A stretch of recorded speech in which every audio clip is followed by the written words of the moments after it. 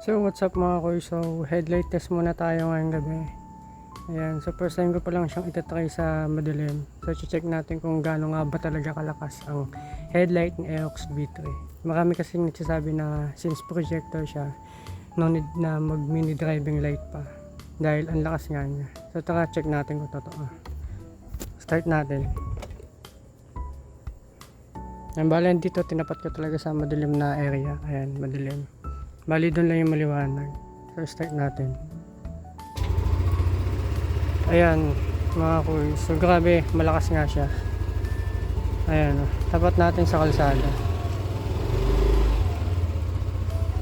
Ayan, so ang lakas nga niya. Totoo nga na sinasabi nila na no need na mag mini driving light.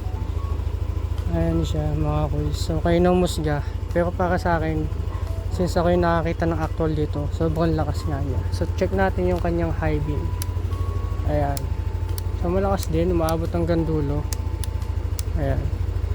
For me, sakto lang din yung taas ng headlight ko. Hindi gaya nung iba na sabi nila ang taas na nung kanilang headlight. So ina-adjust pa nila. Para sa akin, hindi na kailangan ng adjustment nito. So sakto lang siya. Ayan guys.